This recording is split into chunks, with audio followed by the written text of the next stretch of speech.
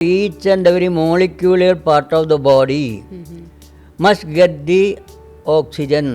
ഇംഗ്ലീഷിൽ പറയുമ്പോൾ നമ്മൾ ഒരു പ്രാണൻ. ഈ പ്രാണശക്തിയെ അങ്ങടെ ശരീരത്തിൻ്റെ ഓരോ ഭാഗങ്ങളിലും കൃത്യമായിട്ട് യോജിപ്പിച്ച് വയ്ക്കുന്നതിന് ചെയ്യുന്ന വ്യായാമമാണ് യോഗ വ്യായാമം. ആ സത്യത്തിനെ അല്ലെങ്കിൽ ആ യഥാർത്ഥത്തിനെ എല്ലാവരും ഉൾക്കൊള്ളാൻ ശ്രമിക്കുന്നില്ല. കാരണം തിരക്ക് കൊണ്ടും അല്ലെങ്കിൽ വേണ്ട നമുക്ക് ഈ ഒരു ഐറ്റം ചെയ്താൽ മതിയല്ലോ. അതെ.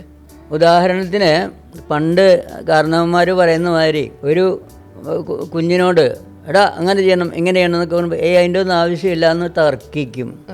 എന്താണ് അതിനൊരു പഴഞ്ചൊല്ലുണ്ട്, ചക്കി കുത്തും അമ്മ വയ്ക്കും ഞാൻ ഉണ്ണും. ചക്കി കുത്തും എന്താ നെല്ല്, ഇത് എവിടെ നിന്ന് വന്നു എന്ന് മുതൽ ആലോചിക്കുന്നില്ല. ആ നെല്ല് വന്ന് അത് കഴിഞ്ഞ് അവർ കുത്തി അരിയാക്കി അമ്മയുടെ കൊടുത്തിട്ട് അമ്മ വച്ച് എനിക്ക് വിളമ്പി തന്നു ഞാൻ കഴിക്കണം. ഇതിൽ ഈ ഞാൻ കഴിക്കുന്ന ഭാഗം മാത്രമേ ഇപ്പോൾ എല്ലാവരും ആലോചിക്കുന്നുള്ളൂ. അതാണ് നമുക്ക് പറ്റിയിരിക്കുന്ന ഒരു വലിയ പോരായ്മ.